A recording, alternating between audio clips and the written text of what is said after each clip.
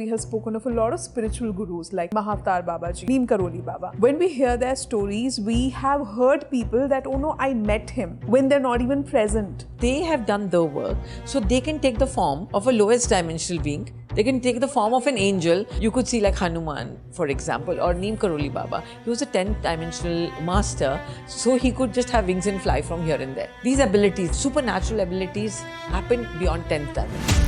Is it safe to say that once the 12-strand DNA is activated, it is portal to quantum reality and Absolutely. moving from 3D to living like a multi-dimensional being? Everything in the universe is self-similar, 12 dimensions, 12 chakras, 12 layers of the DNA. Even today, there are a lot of psychic channelers who channel energy from the Lemurian and the Palladian.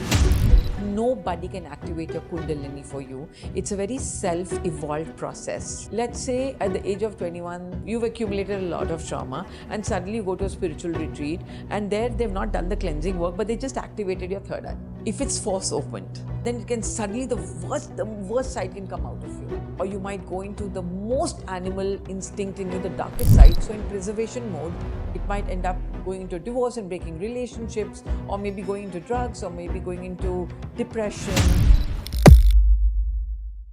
Hi, Dr. Ramon. How does it feel to be back again on this episode? Hi, Natasha, and I'm super excited. And you know how exciting this is. There is some chemistry between us, between the question and answer. So it is exciting. Yeah, thank you so much for Amazing. being back again. So let's do this one more time. Let's do this. And you spoke of something in the last episode, which is called 12-strand awakening for a lot of people who didn't know. Our message box, it went crazy. We received so many messages. We also got a lot of comments from people asking about what exactly is this 12-strand activation, what happens. So let me start with that. Okay, I really want to dedicate this whole episode on that. For the longest time, we have been told that our DNA is a 2-strand system and the rest of it is junk DNA, right? So where does the theory of 12-strand come in from? And is it exactly what they classified as junk DNA? And like, what exactly does it do? So first of all, when you understand the whole concept of DNA, it is the stuff that we are made up of. It's the basic raw material that most of the living organisms are made up of. And when you understand it from a standpoint of biology or medicine, medical science, 5% of it has the protein coding that is responsible for our physical biology, right? So it's like the color of my hair, the genetics we talk about. Okay. And in about 1970s and 1980s, this 5% was all that was acknowledged by science as well. And the junk DNA was called junk DNA because it did not have the protein coding in it. So scientists did not know what exactly is this, then what is it doing? What do they do? Because it's not contributing to our biology. However, our spiritual texts and our ancient wisdom, they've always spoken about it in different esoteric textbooks, and it's always mentioned there. In 1995, the study of epigenetics, around the 1990s, the study of epigenetics, when it came in the forefront, because somewhere they realized that there's something else that's controlling genetic behavior besides our own genes and chromosomes, besides our biological coding that we bring from our mother and father. And that is when the new study of epigenetics unfolded, that this whole 95% of the DNA that's lying there latent, waiting to be activated to bring out the highest version of humanity as divinity within us. Okay. And the 12-strand DNA is basically the strands are, like I told you even last time, if you remember, when you look at a shoelace, right, it's woven, it's like threads woven, and at the end they have these plastic thing to hold the threads. So similarly, when you look at the human DNA, in the visual microscope, you will see only 2 strands. Okay. And they are held by the plastic that you call is the telomeres, right? That are holding it in place. But when you actually unwind it, removing the plastic, it opens up to 6 strands each. So to a physical eye under a microscope, you will only see 2 strands in a double helix form. However, when you go deep down inside, there's much more beyond it. I would like to also refer to some Vedic parallel over here. That our Vedas speak of 7 chakras, but then there are certain texts like Shat Chakra Nirupan and Vigyan Bhairav Tantra, which has spoken of 12 energy centers, right? So now when you speak of these esoteric energy, these DNA, is it actually the same? Like, is it related to these 12 energy centers? Are they related to chakras? Absolutely. When you understand everything in the universe is a combination of matter and non-matter, physical and non-physical. So in the physical body, we embodied 7 energy centers or chakras. Sure. And we also have a outer layer non-energy body, right? If you actually originally look at a human body, we have 10 layers of 10 bodies of consciousness, and only physical body is one of them. So the 5 other chakras are in the non-physical auric field, and chakras are doorways to dimensions, right? So let's say, for example, if I want to tap into the first dimension, then I'm in my root chakra, where it's all about earth, this lowest dimension, my root chakra. And as I move up higher, my higher chakras are more associated with higher dimensions and space and the spiritual world.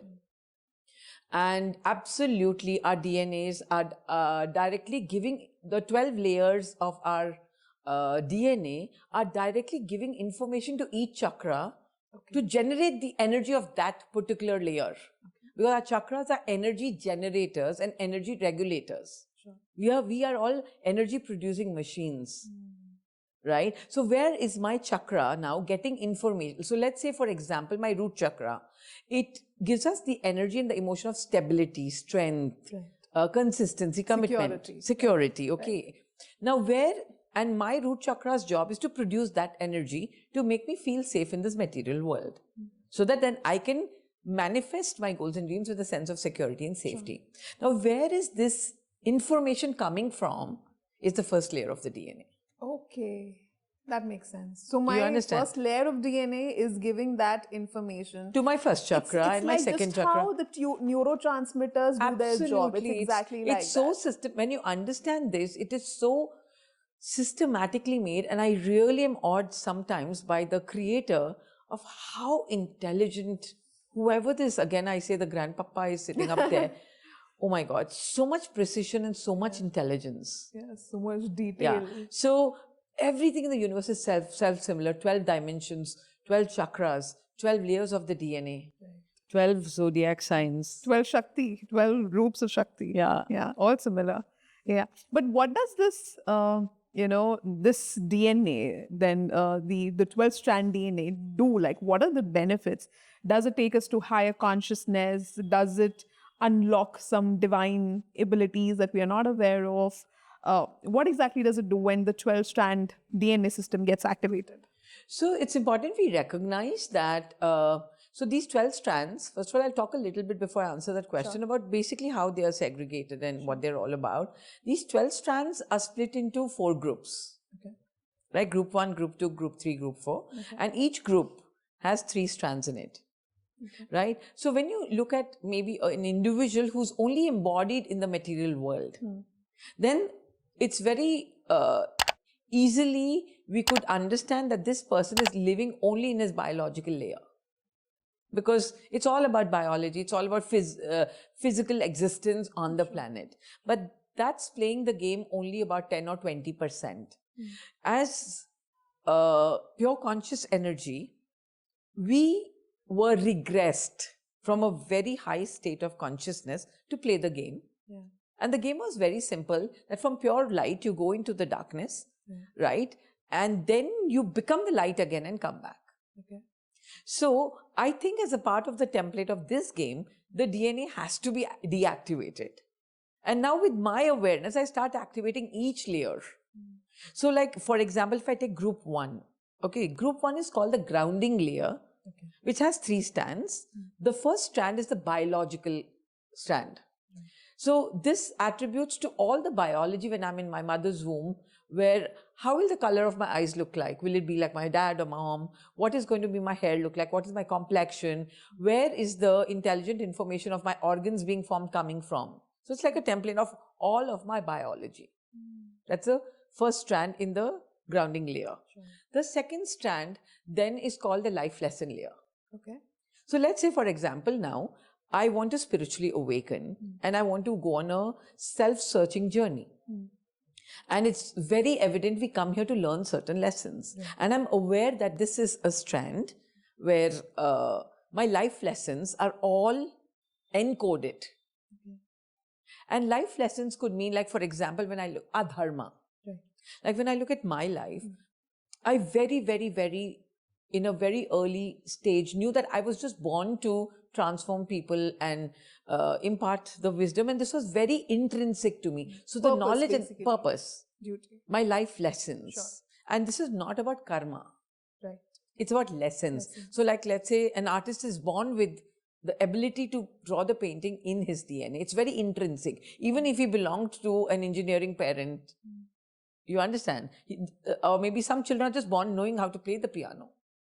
And it's coming, it's an inbuilt system. So, and this is quite awakened till we are 0 to about 14, 15 years. And if it's not touched by your environment, then it remains activated and the child then is living the lessons. But if it's tampered by the environmental conditioning, then this layer gets deactivated. Right. And say by 21, then you've deactivated your ability to maybe be a singer or an artist. And then maybe somewhere at 40, 45, he has this inner knowingness that I was not born for this business. I want to do something more. I'm looking for my purpose. And suddenly he goes soul searching. This layer starts getting activated and a life lesson starts unfolding. Right? So similarly, I'll only talk about group number 1 because obviously we can't go through all the groups. The layer 3 in the first group is activation and ascension. Okay.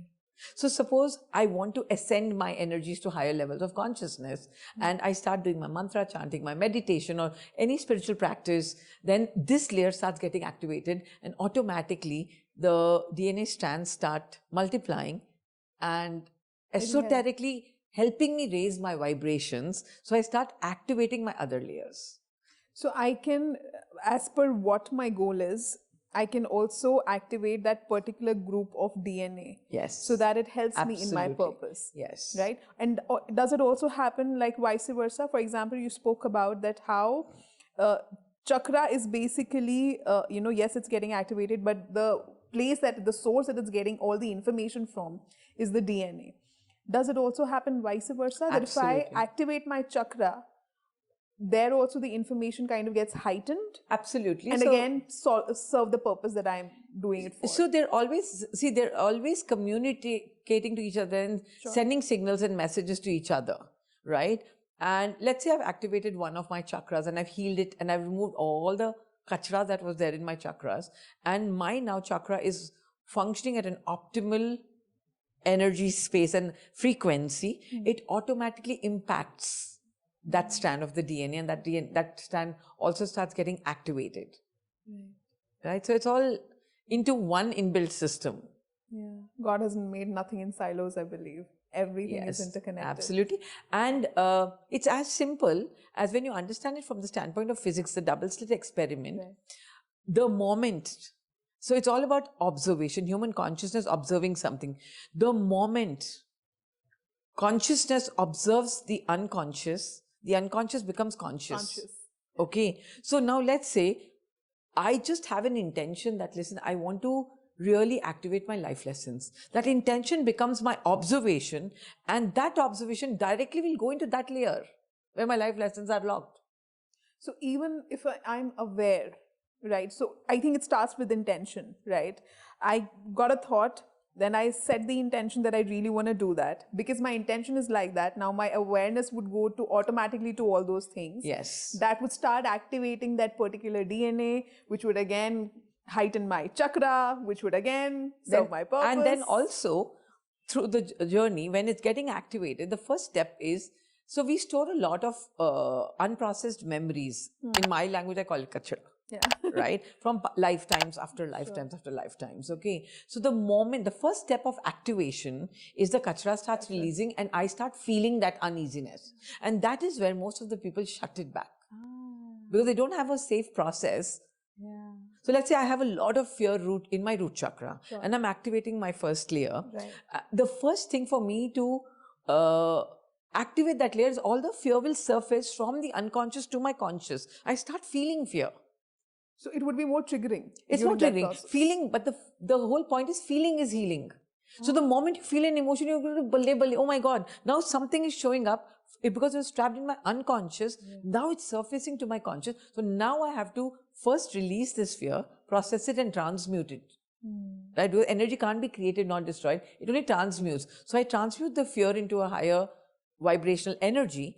Now then I have more space to activate my pure potential that's lying in my DNA. So in a way, if we see, actually, we look at it, all the trauma or all the karmic lessons that have been given to us, we look at it like trauma, but this is actually nothing but a way to activate our dormant DNA. Yeah, so it's important we understand, and for a moment we'll just move into the science of trauma. What is trauma? Anything that's too much for my nervous system to handle at any age, right? My nervous system, because its energy is meant to be in motion, and now this situation happened and my nervous system is finding it too difficult to handle so much of energy. So it traps it beneath the layers of our consciousness, that's in our subconscious or unconscious memory. And it's waiting that my master, because right now I don't have time to process it, so we'll store it. And in another time, my master will come and remove this memory and process it. But because we don't have tools and we don't have the understanding also that, okay, this happened and I went through trauma, now I'm safe, let me go back to the memory and process it. We don't do that normally. So that memory is, and our beautiful body and our beautiful DNA is designed in such a way that anything unprocessed, it is designed to self-regulate and self-process. So the memory keeps showing up or the pain keeps showing up, but then we have coping mechanism, we trap it back and we trap it back. So this drama keeps going on inside. The nervous system does not want to hold it. But we don't know that when the memory or the feeling is showing up, it's only wanting to process a trapped or unprocessed emotion or a memory. And that is when you need safe tools or a safe mentor or maybe a container where you could process all the unprocessed trauma. And then below that is your beautiful DNA waiting to be activated that carries a sense of divine in you. Do you want to touch upon that, what each, like you said, that all these 12 DNA strands are divided into 3 groups, right? 3 groups. 4 groups. 4 groups. So what each group stands for example, the first one is about? The first one is it's called the grounding layer. It's all about our physical existence. So I told you it's about the first layer is the biological layer. The second one is the ascension and activation layer. And the third one is the life lessons layer. Life lesson layer. Okay. Yeah. So this is what, and this is basically what most of the people recognize. And I think they just feel like, they start feeling good and they feel, okay, our healing is over. Right? And they stop here mostly. The second group is called the divine human layer. Okay. Now, how would I explain this? If you understand, all of existence carries the essence of divinity within us, but it's not seen. The higher consciousness. Like if I give an example, if you take the analogy of a cup. Okay. It's made up of, if I go back to the real raw material of it, it's made up of glass and the glass is coming from sand. But can you see the sand in the cup? No. You only see the glass or the cup. But is the sand there? It is there in some unseen form. So we are made. Our basic raw material is the essence of the divine, which is not seen. So the divine human layer is the layer that activates the human instinct and the divine instinct within us. Right? And have you seen people who are very spiritual, very compassionate, and you see that the essence of divine flowing through them, where they believe in the oneness of all. And, and these layers, that's the layer, they are made up of 3 layers, strands. 4 and 5 are called the angelic presence within us. right? The 4 and 5 strand. And the 6th one is connected to a higher self. Now, when you understand this, you understand the theory of superposition that states that we are all multidimensional by nature. So this particular layer opens up the multidimensional aspect of us. And when you see it's strand 4, 5, and 6, and we're talking about heart chakra, chakra 4, 5, and 6. So this is taking us more into the multidimensional aspect of us.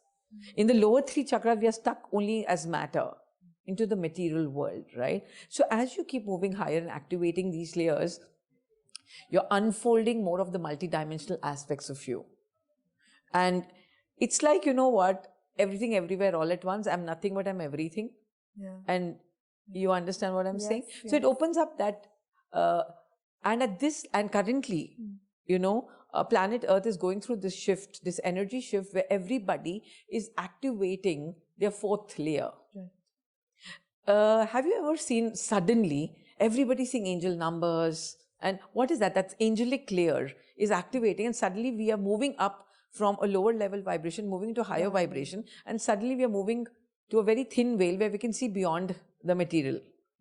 Right? So is it safe to say that once the 12-strand DNA is activated, it is portal to quantum reality and Absolutely. moving from 3D to living like a multi-dimensional being? That's the only way. And for that, the first layer, the grounding layer, strand 3, the ascension and activation layer, is where the game starts. Before that, you're just stuck in either biology, your physical existence, material existence, physical existence, survival. Right. That I have to live this relationship, I have to make money, I have to survive. You're just coming from survival and not from creation. Right? So that's the second group called the divine human layer. The third is called the Lemurian layer. Yeah. Did Lemurians know about it? Of course, when you understand, they were the most activated, and that's why it's got to do with the higher chakras. Right? And even today, there are a lot of psychic channelers who channel energy from the Lemurian and the Pleiadians. Because they are multidimensional. Yeah, they're multidimensional. And that's where we are getting all of this esoteric information from. See, you must understand, 12-strand DNA or the junk DNA, like if I talk about myself personally, I knew about this since 1989. But it was esoteric information. Science has only validated it in the 1990s. 95, we had real evidence in the study of epigenetics when it came out. But before that, it's not that our spiritual texts did not talk about it. But the only thing is, you know, something that's only approved by science and research is really validated. You understand? So as you move up, it gets more pristine and more pure. So the Lemurian layers are actually all about the healing layer. So let's say if you're connected to your higher centers and you're activated these layers, then no disease in your body can remain. So even if it's there, disease is nothing but trapped energy, unprocessed energy. So automatically, you know, the healing starts happening. Your DNA starts multiplying into its own potential, because your DNA has a direct impact on your red blood cells, on the chemistry of your body, and your entire physiology, your entire biology, your entire chemistry, right? It's totally all in one. And it's also about perfection. It's also about divinity, the Lemurian layer. The fourth one is the divine God layer. This is where, once you've activated this layer, you actually reach moksha, and you don't have to rebirth into another human form, and then you have access to the dimensions above the 7th dimension, and you exist as a 9th dimensional being or a 10th dimensional being. Okay. Till you merge into... Right. So here exactly, I want to ask that when we become multi-dimensional being, I'm saying that I can also live on the 9th dimension that you spoke of, or for that in the physical body? Yeah. Yes. So for us to tune into the 9th dimension, living in the physical body requires us to actually having cleared all of the density. Density is our unprocessed karma, dark energy. See, because the 9th dimension is a very, very, very high dimension. Yeah. So for me, if I talk about myself, in meditation, I can tune into my 9th dimension, but because of gravity, energetically, but gravity pulls me down. Because of the physical body. Yeah. So when we are actually in meditation, deep meditation state, and we are out of our body, where are we? We are in the 9th dimension. We are in the 10th dimension, right? And a lot of people who have these mystical experiences where they see God, goddesses, and they're not imagination, they're not hallucination. You moved out of the physical dimension, you moved into the non-physical. Yeah. However, it's really important, since we are on planet Earth and we exist, our body is a 3D material object, we need to come back and ground ourselves. See, because you cannot live your material 3D life sitting in the 9th dimension. You can go there spiritually in your meditation, but when I have to deal with my people or relationships, I can't be sitting in 9D and dealing with 4D, 5D or 3D But relationships. I can access it whenever I want. I can, on demand, on command. And that is what exactly the goal of meditation is. The side effect of this is, once you've tasted that dimension, you detach from your material world and you don't connect to anything material. And it's natural, I guess. It's very natural, because it's, all I can say, it's yummy. It's bliss. It's yummy. You don't want to. And then when the meditation over and you have to come back to your body, it's like so much density. Yeah. But then again, while I have this body and while I have this life, I have to function from this body, right? So it's, and multidimensional means, it's very simple. I have a building of 12 floors, and on command and demand, I have access to any floors with an elevator.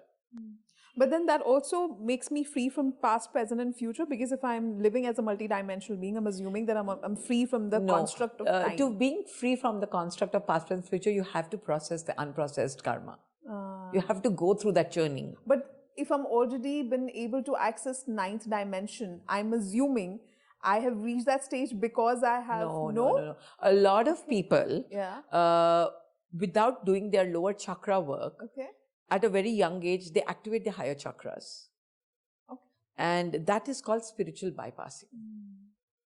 Okay? It's like, let me give you an example. Let's assume there's a building of 12 floors.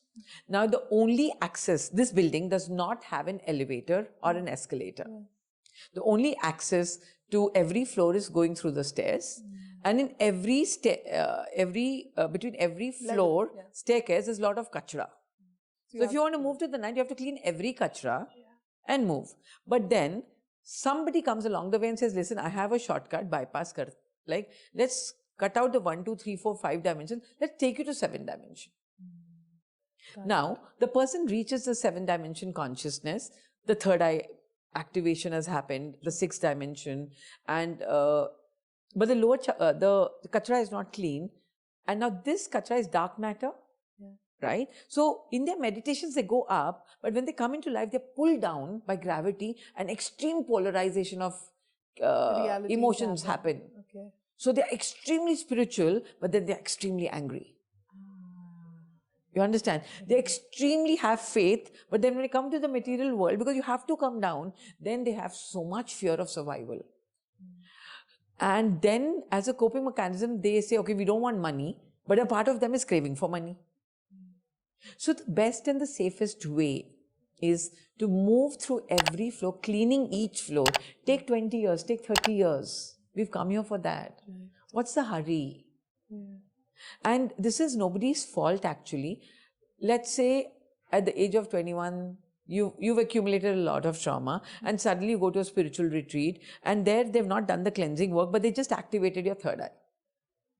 So now this chakra is activated, so the energy starts moving to the 6th strand or your 6th chakra, right? But then the kachra is there in the lower dimensions. So it'll pull you back. The pendulation keeps happening between negative, positive. If you want to remain balanced, the first step towards moving up is do your cleansing, do your soul work, clean your karma, understand what your life lessons are. See, it's like, you know what? Another example, maybe this will make sense. I go to school, and I start my class from 1st standard, and I know my goal is 12th standard. I reach 4th standard, and then I suddenly say, no, I want to, from 4th, I want to reach 8th. Now, what about my 5th, 6th, 7th? Got it. So somewhere there's a gap. Got it. I will not be able to cope up with my 8th syllabus. So in my exams, then I fail down, and I will have to come down to 4th. Because my foundation is weak, right? So it's really important for us to recognize this. Okay, what you have shared, I think, correct me if I'm wrong, because I have certain examples popping in my head. For example, we have spoken of a lot of spiritual gurus, like maybe Mahavtar Babaji or Neem Karoli Baba. When we hear their stories, we have heard people that, oh no, I met him. He came to me when they're not even present, right? And these people also claim that they have seen them physically, right? Now, my understanding after listening to what you said, these are people, of course, who've been able to heal their karmas and clean all the kachra and, move step by step ahead, right? But like when you started, you said that you're able to access those dimensions and being a multidimensional being energetically. How do these people, all these spiritual gurus, I'm assuming that they've also been able to access those dimensions physically. Yeah, but when you see, we only know the spiritual part of them, but we don't know the struggles they went through to clean themselves. Right. We've never heard of it. Like, for example, Gautam Buddha, he also he had a journey. So they are the truly ascended masters who went through their own layers of cleansing. And maybe it happened in a very subtle way because they did it very silently, because they were very highly spiritual. So they would go into months and months of meditation, cleansing themselves internally, right? Because they did the work and they could ascend themselves and stay there. Someone who's not done the work and they ascend themselves will never be able to stay there and embody their consciousness in that dimension. They will be pulled back. Yeah, so exactly. If you want to stop being pulled back and pendulating between dark and light, then you have to do the dark work. Yeah. And that's why they say only from the darkness can you move into the light. Yeah. So these people have done the work. Of course, yes. That is the reason that they can choose at will any dimension that they like. For them, it's like, I just need to click, okay, this is the dimension I want to visit today. They also embody it physically. That's what I'm understanding. Yeah, and a little more clarity here. Yeah. So let's say once I've done the work from my first chakra to my 7th chakra or my 12th chakra, then now the whole channel is clear for me to navigate through any dimension I want without any kachra or without any drama. How cool is that? Like, I'm literally time traveling. Yeah, time traveling. So now they have done the work. So they can take the form of a lowest dimensional being. They can take the form of an angel. They can, because see, energy can only transform. Yes. Okay. Yes. And transformation of matter happens after you've mastered 10 dimensions, in the 10th dimension. So you could see like Hanuman, for example, or Neem Karoli Baba. He was a 10th dimensional master. So he could just have wings and fly from here and there. These abilities, the supernatural abilities, happen beyond the 10th dimension. Okay. Right. So it doesn't happen with 12 strand activation? Yes, but when you activated your 10th strand. Sure. The last layer of the divine God layer. Sure. Then that happens. Yeah. And there are very few human beings, because have you seen the movie Lucy? Yes. Right? Yes. What happens to her when she actually attains that 100% of subconscious light and subconscious? She just becomes the all. She's everywhere and nowhere. Yeah. You understand? So the human body, the physical human body, and this is not a scientific fact, but I know of it. And I don't want to go to the source of it, but then I'm sure science will soon validate this, because physics is also at CERN. They're having so many experiments happening and all of that. A human body in its highest form can only embody 44% of the light of the entire DNA. 44%. Yeah. Okay. The rest is esoteric. Okay. And then as you move higher and higher, but the moment you attain that 100%, what happened to Lucy is what will happen to you. You just disappear into everything and you're everywhere and nowhere. You're the all. Here, I also have one more question that I used to think, and I think we had this conversation right before we got into the podcast, that ego dissolution, because for the longest time, I thought that ego is that, I need to dissociate myself from the identity of this name or, the attachments that I have, which was a very reductionist approach for me. Recently, I've come across that if you actually look at it, ego, when they say that remove your ego, we are saying, I'm not only this, but I'm also this, and I'm also this. And suddenly that perspective gives me that, oh my God, it's such an expansive way to look at your being, that I'm not just attached to this body. But then again, yeah, I mean, I'm still using the word attached, that I just don't belong here. I'm everywhere, right? So does ego dissolution, or is ego dissolution a huge part of 12-strand DNA activation? And that's when it happens, that's what leads to 12-strand activation. So it's important we understand. Let's, for example, now take the DNA of an apple. Sure. Now, the apple, in the DNA of the apple, only knows how to be an apple. If I look at the apple and say, be happy, the apple can't be happy. It can't be sad. It can't be angry, because it's not multidimensional. The human DNA is the most evolved, most spiritual and divinely encoded DNA. We are the only species who have a choice to be happy, be angry, be sad, be multidimensional. So tell me something, in a DNA of multidimensional possibilities, why will I shrink myself and only be this identity? Yeah. So the first thing, when you start activating a DNA, all of these false perceptions about who we really are in a very diluted form, they start falling apart. Because now you're tapping into something more bigger within you, and there's freedom actually in that. You know, the process initially is very painful when the ego is dissolving, and because for the brain, please understand, between the DNA and between us, there is the brain that's designed for self-preservation. And one of the self-preservation motives of the brain is to preserve the identity of the master. Now, the brain has no brain. So it's not going to preserve the identity that's good for you. It preserves the identity that you believe is true for you. Like, for example, I know I have the divine in me. But then I grew up in an environment where they made me feel not good enough. And I started believing I'm not good enough. So now my brain will want to preserve I am not good enough.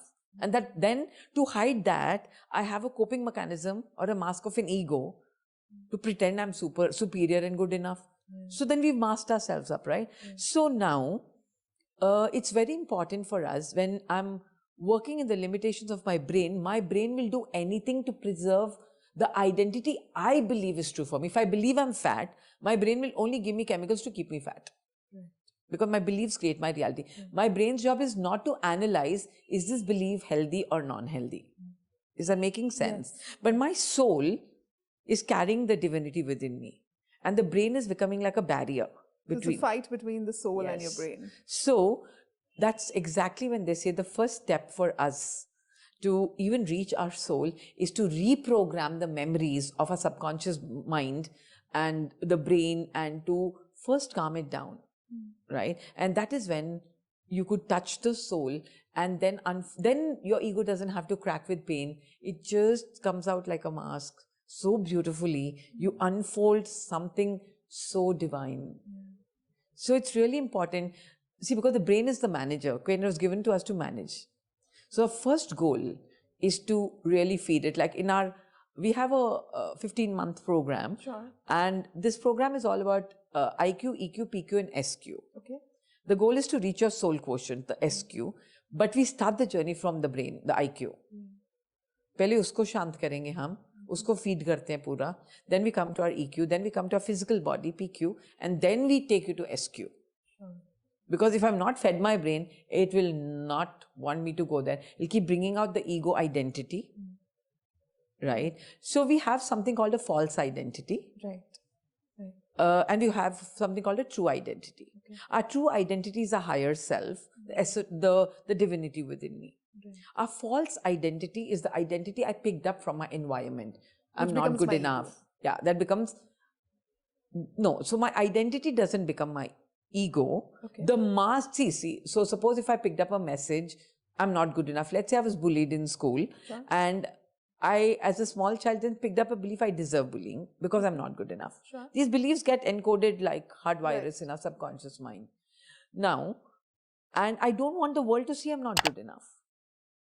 So how can I go out with this wound? I'm not good enough. Now I need another mask of a superior complex to hide the I'm not good enough. That becomes my ego. And because I'm not good enough, I will treat you as not good enough. So I separate. The ego separates us.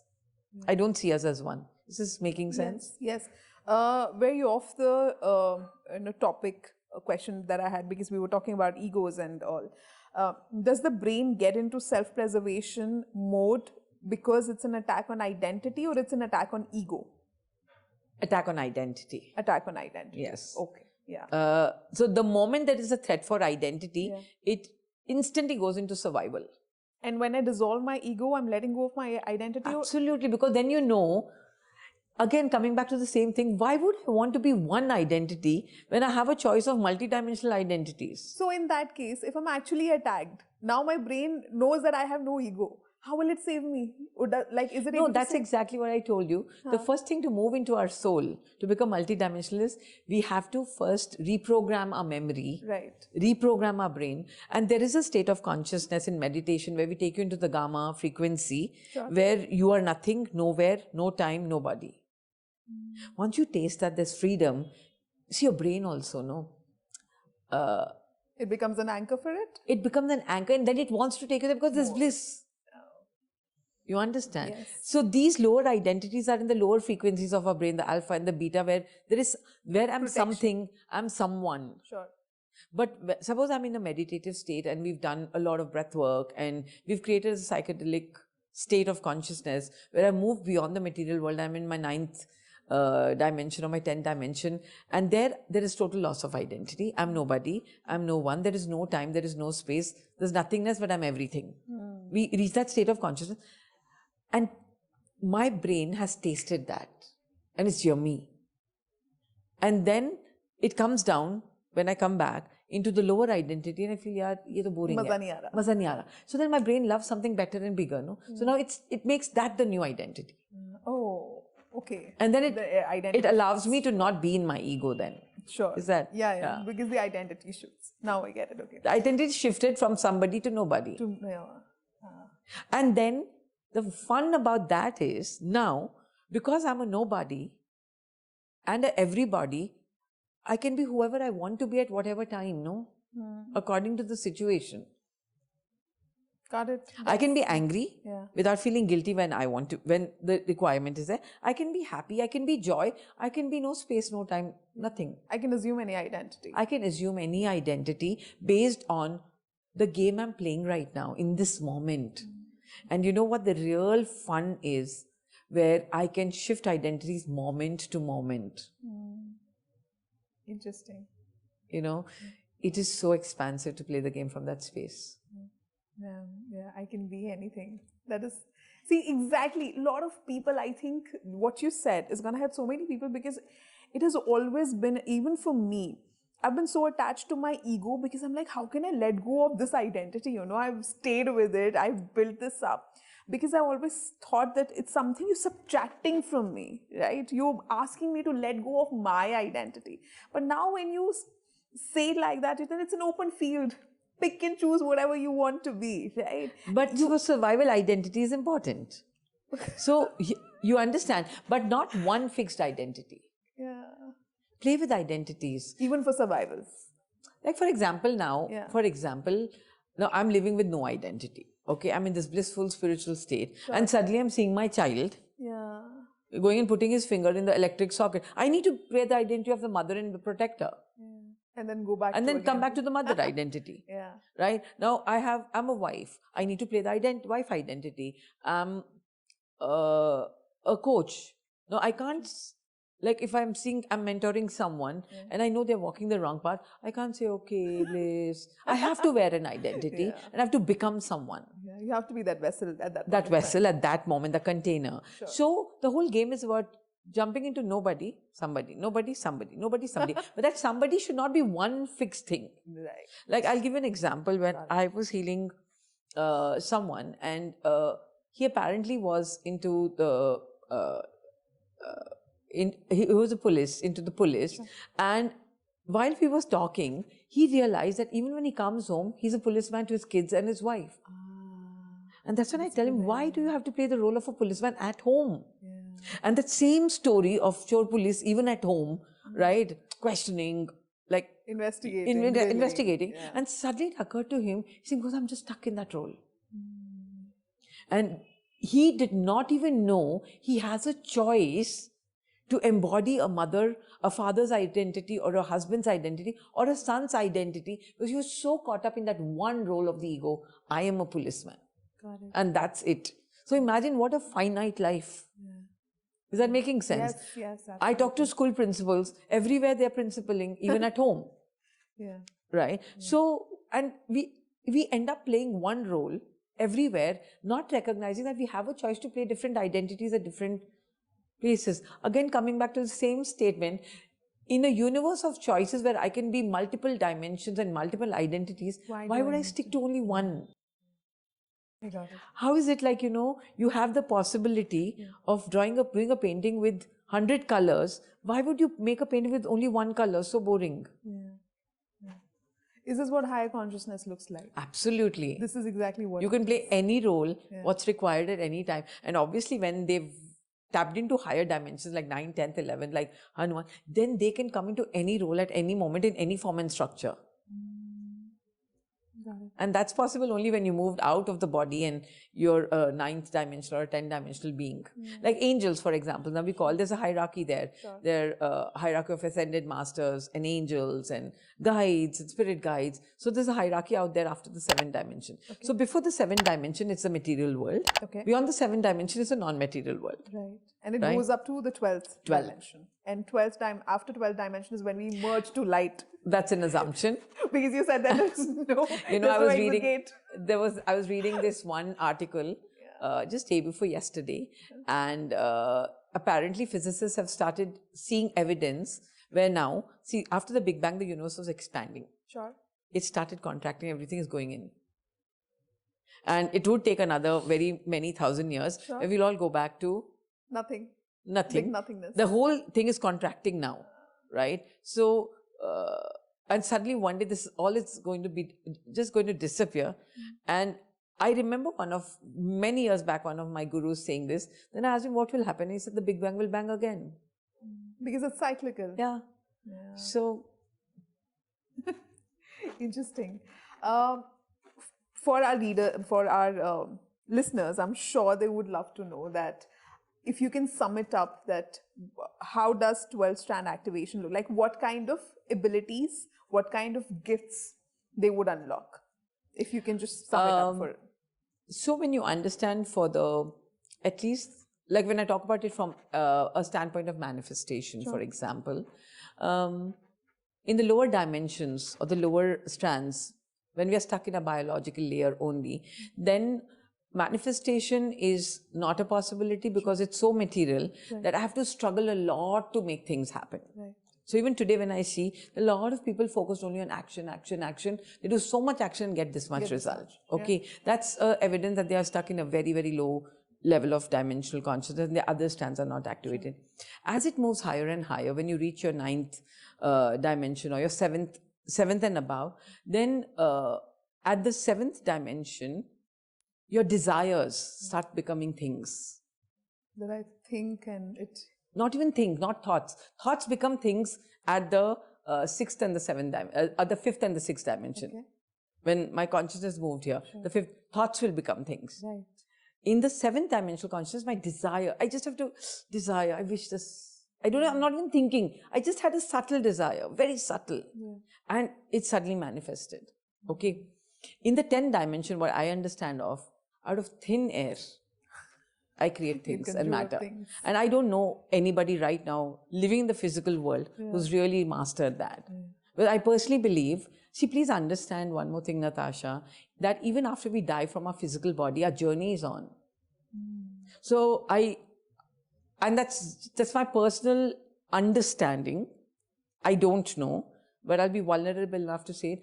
I think as much as we are in our physical body, we can only tap in till the 7th strand or the 8th strand. And then the journey goes on while we are living there.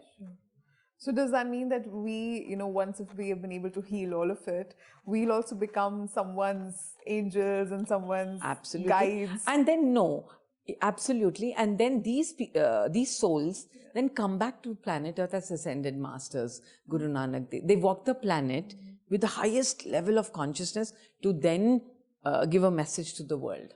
And then they merge to light, which is beyond the 12th Yeah, dimension. see, because, it's, please understand, the game is one for all for one. So, even Guru Nanak Dev Ji, for example, no matter how far he reaches, he's waiting there for us. All of humanity doesn't go there. Yeah. So then they take upon this, that, okay, we will walk the planet, okay, and we will give, like Guru Nanak Dev Ji then gave us the Guru Granth Sahib with all his teachings, right? What was that? He was a high ascended being who chose to then walk on the planet embodied in flesh and blood to give us those lessons. Right. And that became a religion. Or any other ascended masters. Talk about Jesus Teachings and Christ. lessons, Yeah, right? Talk about Gautam Buddha. Talk about, like currently, if I was say Neem Karoli Baba, even when I look at that energy, highly ascended being, right? But then they have to come back to serve humanity, to tell them that, listen, walk the path, walk the path. Yeah, that's how much they will wait there Yeah. for all of us to get there. Okay, so how does then one reprogram this shift from 3D to multidimensional, or from 2-strand to basically 12-strand? What all are the techniques that we can adopt? Is it frequency? Is it sound? I'm assuming sun also has got to do something with it, because initially people used to worship sun. So does the light of sun also activate certain dormant DNA? Absolutely. So please understand, our DNA is the light quotient within us, the LQ, right? And we are all made up of light, particles of light, right? And and sun is also a source of light. So when we are born into a new body, into a new lifetime, our DNA is completely activated. So we are just light beings. Have you seen the energy of a child? It can light up the whole room. What is that? The child is projecting their inner light. It's there. But then with conditioning of the first initial years of age, the light gets dim. So now, sun is the best source of reactivating it. Because it's bringing in more light, it's bringing in more light. You understand? And it takes away the darkness. What is deactivation? Is the darkness came into the light. So I was born at 44%, but by the time I was 21 years, I was born at 44% of my DNA activated. By the time I was 21 years, my DNA went to about, let's say, 18%. Now, sun is a source. Meditation is a great source. Awareness, breathing, prana. Because again, when you're breathing in light. Any particular pranayam that you'd suggest? No, all of them, because please understand, pranayam, every single pranayam is contributing to taking out the darkness in every other nadi. And we have like 72,000 nadi connections within us. Yes. Like, for example, if I do the Anulom Vilom, it's directly targeting my Ida and Pingla and cleansing it. Yeah, the left and the right, the feminine, masculine nadi, right? So every pranayam has some cleansing process that takes the light in. So that's why breathwork is one of the safest and the best ways of cleansing and activating DNA. Mantra chanting, sound and vibration, right? And the most potent form of sound, which our brain and our DNA recognizes, our own sound. Achha, okay. Right? So when I chant a mantra with my own voice, right? My DNA, because our DNA listens to our instructions. Like I'll give an example, okay? Our DNA is nothing but a motherboard of information waiting for instructions. Yes. My biological layer, for example. Now I'm eating a samosa, but I'm eating it with the instruction, I'll become fat, I'll become fat, I'll become fat. Now, suddenly, the message goes into my DNA, oh, master wants to become fat with this samosa. So the message goes to my brain suddenly that please make sure that all of those chemicals are produced that will translate this samosa into fat into the body. Instruction. Got it. Who gave the instruction? I gave the instruction. And that's why, in the olden days, they always told, before you eat something, bless it. Yes. Thank it. Thank it. Yes. Bless it. Send it some light so that it gets the instruction of its own pure minerals and nutrition, and you don't have to give another instruction to it. We are messing up the whole thing with our own programmed, conditioned beliefs that I will become fat. So then my brain says, okay, sir. And then the DNA gets, okay, now let's produce fat chemicals. Yeah.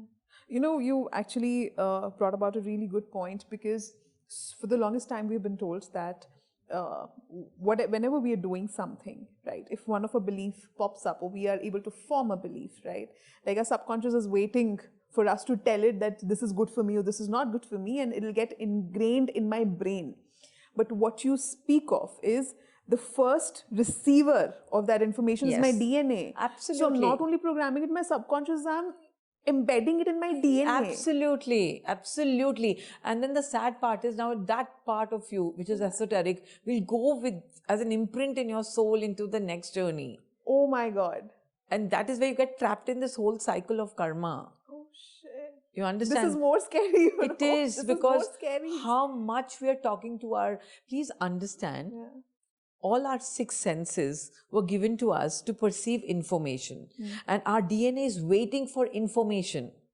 So our DNA is impacted by everything I see, everything I hear, everything I taste, everything I feel, everything I touch.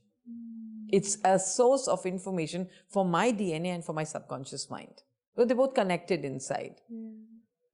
It's crazy. It's crazy. I mean, now when I look at it, is that my first information when it gets embedded into my DNA, and you say that, this is how it's going to pass into my next lifetime. Like subconscious reprogramming is one part. One part. You can do it. But DNA, like changing your DNA, we are talking about that. That makes this even more dangerous and to be actually more aware of that, what kind of information I'm Instructions putting. am I giving to my DNA?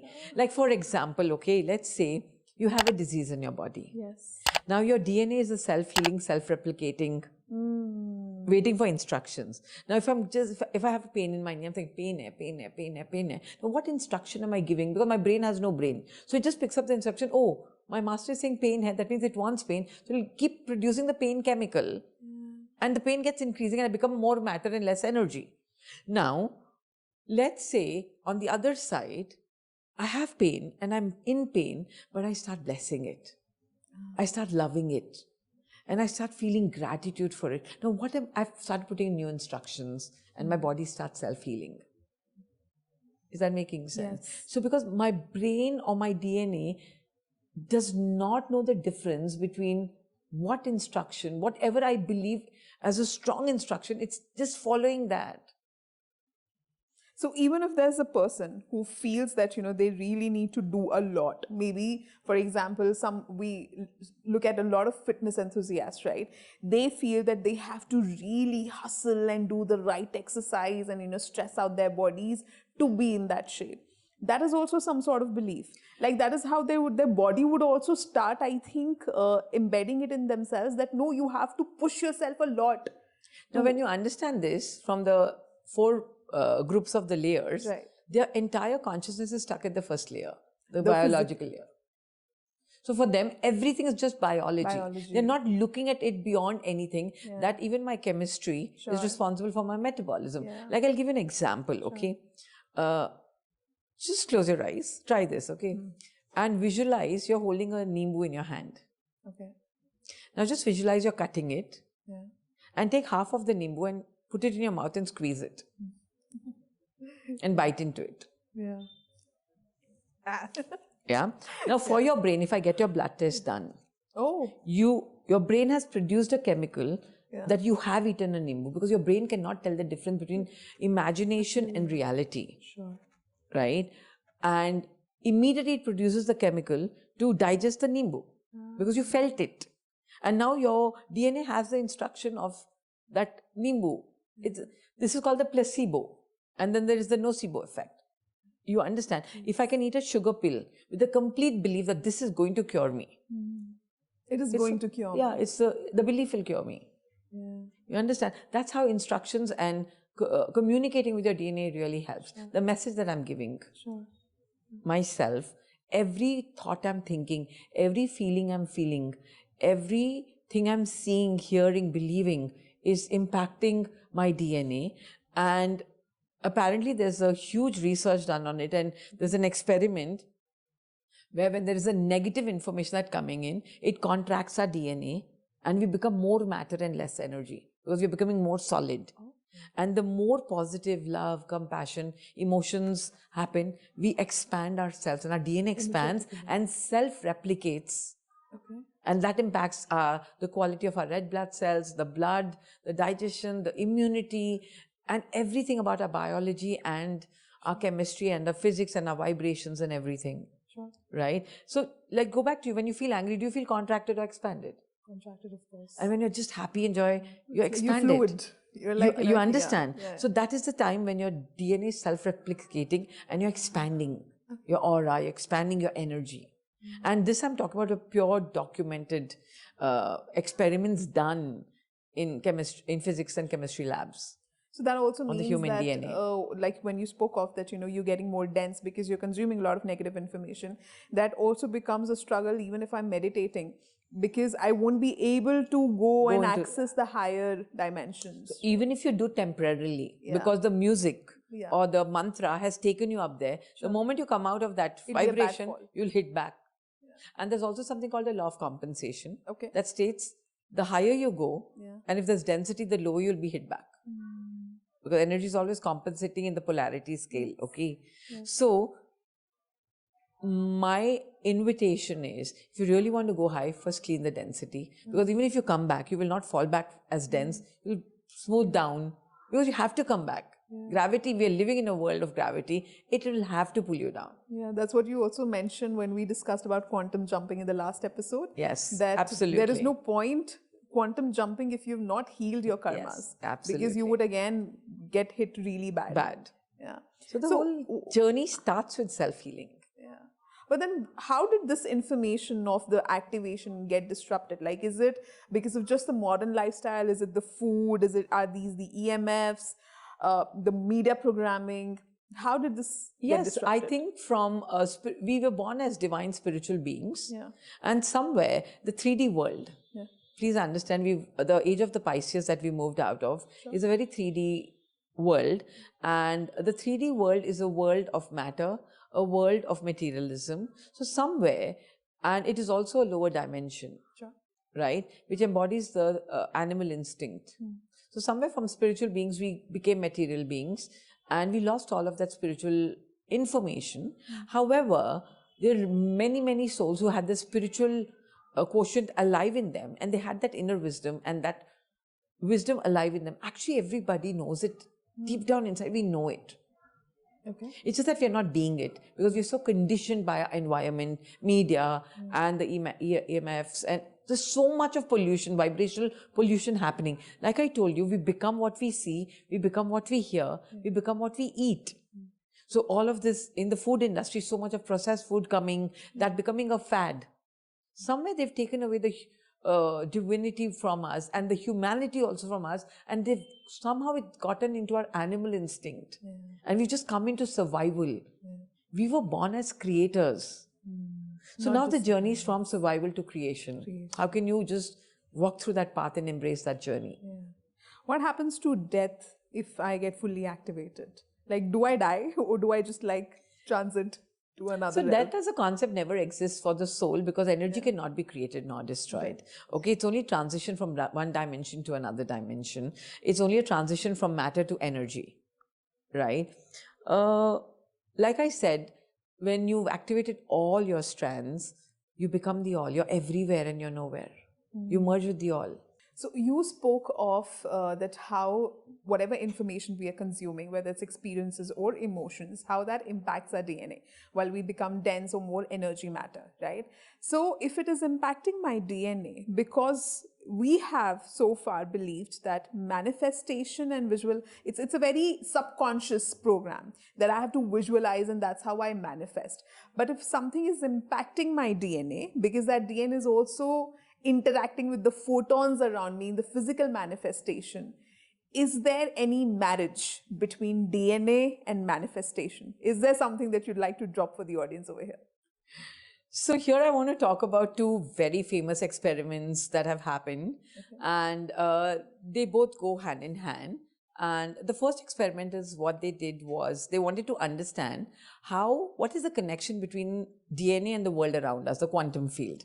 Now, DNA is the stuff we are made up of. Photons is the stuff the universe is made up of. Photons are particles of light. They took an empty glass container and they realized that the empty space is not empty because they saw there was particles of light or photons in that empty container. even after the vacuum was removed.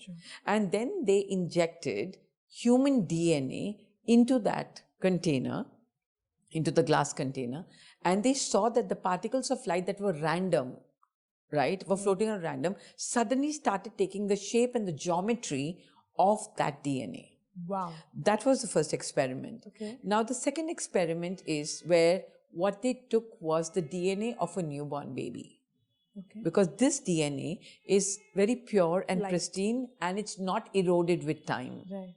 Now, they took that DNA and again put it in a glass container, and they consciously took this glass container in the energy field of the heart chakra. Apparently, our heart chakra has the widest electromagnetic field, Okay.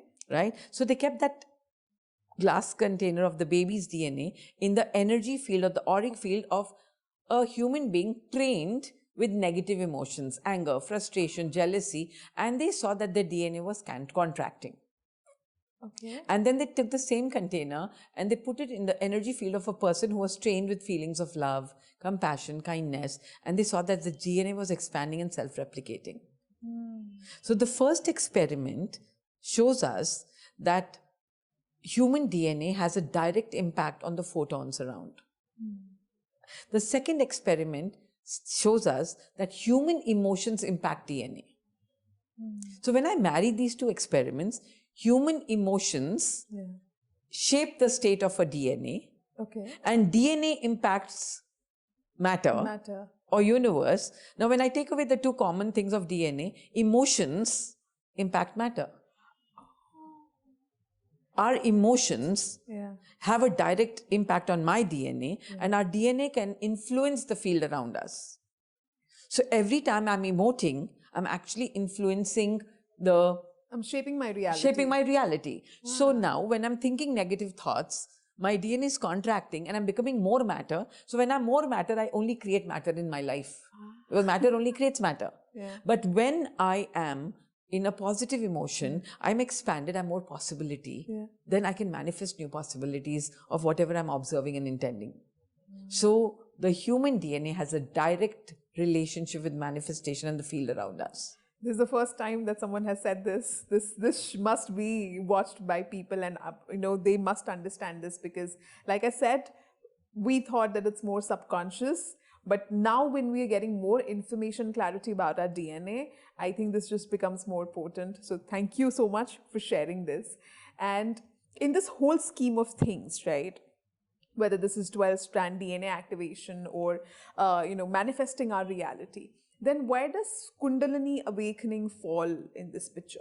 Like, then how does it help?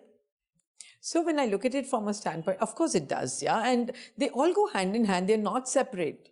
Sure. So let's say when you're activating your Kundalini, in a way, what you're doing, so your Kundalini is coiled around in your lowest chakra, your earth chakra, and it's carrying all of the blueprint of your life, of this lifetime, and also all of your karmic memories and your Akashic remembrance. It's carrying, and it's also carrying that unprocessed. Please understand, everything that's dense goes in the lower chakras. And all of our unprocessed, unfinished business, unfinished stories are coiled up in the Kundalini. And this is the Shakti energy of the electrons, the negative charge in our body. Now, please understand, we are nothing but an electromagnetic machine. We are electric and magnetic by nature, right? The magnetic energy is the Shakti energy, the feminine essence in us. Sure. And when you understand it from physics, the magnetic charge is in the electrons, the negative charge, right? And that's the feminine energy. So she's coiled up, because it's coming from earth, she's coiled up in our root chakra, in our earth star chakra. Now, the goal is the proton or the Shiva, the constant, is there in the higher chakras. Now, the masculine, which is strong, stable, and unmoving. And it also carries and this is also scientifically validated, that inside of the atom, besides the electron and the proton, there is a nuclei, and inside the nuclei, they found the God molecule. Right? We can talk about that maybe another time. Course. So now talking about Kundalini, if you look at an atom, we are matter. We are existing, we are non-physical energy existing as matter. in physical form and structure. And matter is made up of atoms. When you look at an atom, it's made up of electrons and protons. Right? Now, in an atom, what is moving, the electron or the proton? The electron. Yes. The proton is the constant. So the Shiva is the constant, the masculine, the proton.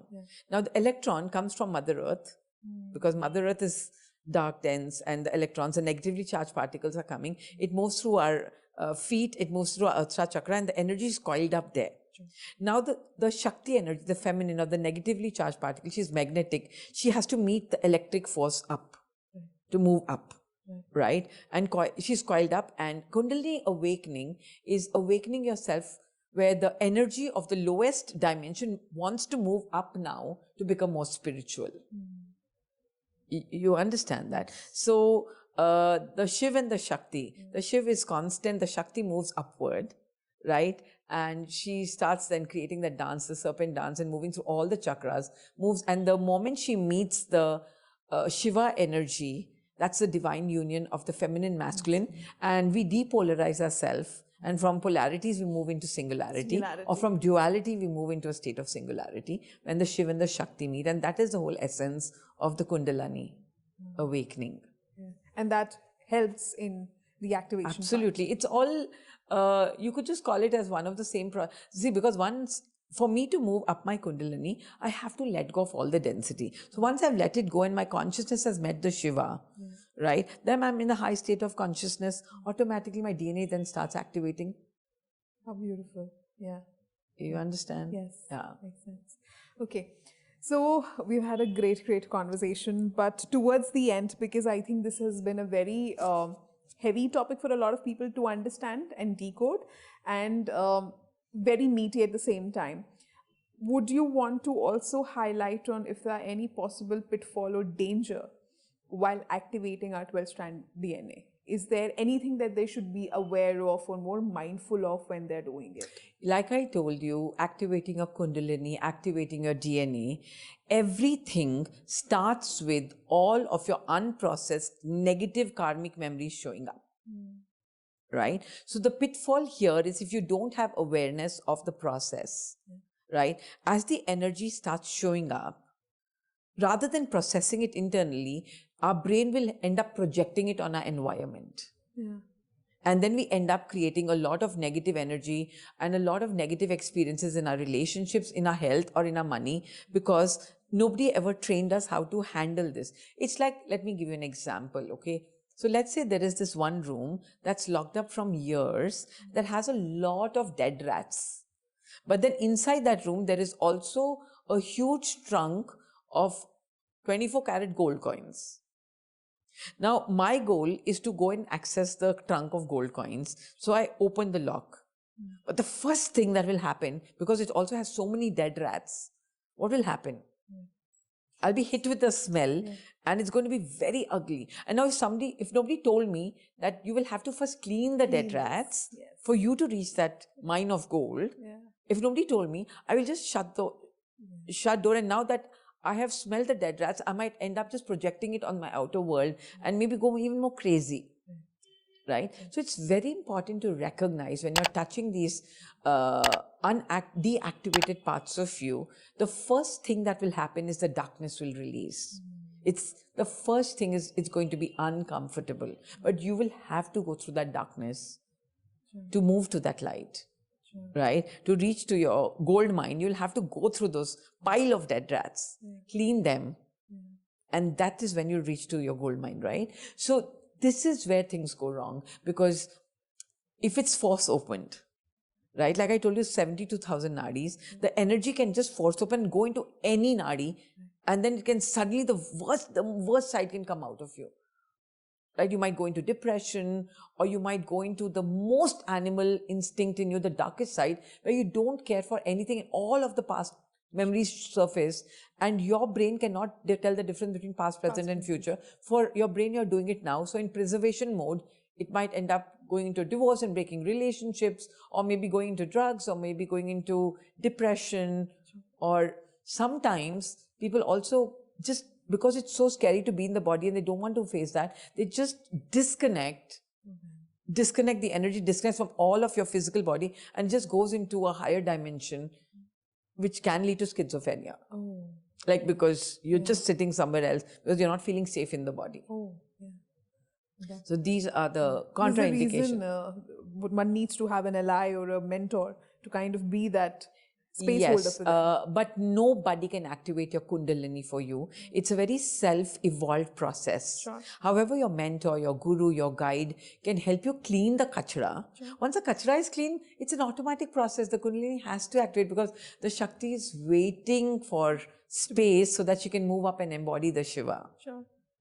Yeah, and the DNA is waiting to be activated, waiting for a new instruction to come in, where my cells can respond to new instructions, my biology can respond to new instructions, my DNA can respond to the new instructions with a higher level of consciousness. Beautiful. Thank you so much, Dr. Ramon. We don't have, we do have a lot of information in DNA, but the way you have made it so simple to understand that why the realities that we are living in and our evolution, not just physical, but I'm also talking about spiritual evolution, what would happen once you go into higher consciousness. I couldn't even relate it to DNA, right? DNA is such a biological concept for me that I could never think of that, there is some marriage and some connection over there. The way you explain it, your analogies have always been very beautiful, and you make it so simple for a common layperson to understand that it just makes the journey easy. So thank you so much. A big gratitude to you for making journeys of so many people easier, maybe inspiring them to walk on this path. And I really hope that we continue to do more and more episodes with you and more exciting topics. I think we already got another topic. And what is that? You spoke of God's molecule. Oh, yes. I would love to touch upon that. And again, a lot of physics experiments have validated. Yeah. And the new physicist, he's my new age Einstein, Nassim Haramein. When I had an opportunity to train with him, he's the one who unfolded this, and there's so much to talk about that. And yes, I think we have the next podcast. Maybe in the next few months, we can come back for more. Absolutely. So stay tuned. Amazing. And thank you so much, Dr. Ramon. I can't thank you enough. It's been always pleasant to host you and have these conversations with you. And you always I think, people come that wisdom and that consciousness comes in forms for a lot of people. And you doing that for me and for a lot of people. So thank you so much. Big gratitude. Thank you so much for having me over. Thank you. Exciting. Thank you. And to all the people, I really hope that today's episode was as exciting as our other episodes with Dr. Ramon has been. I really hope that this made it very simpler for you to understand that how a DNA can really mirror our realities or can alter our realities, right? So please don't forget to hit on the like and subscribe button. If you really like the episode, don't forget to share this episode if you think that, this can really help a physics junkie to also understand it in terms of higher consciousness and higher realms. And we would see you back again with another exciting guest, another exciting episode. Thank you so much.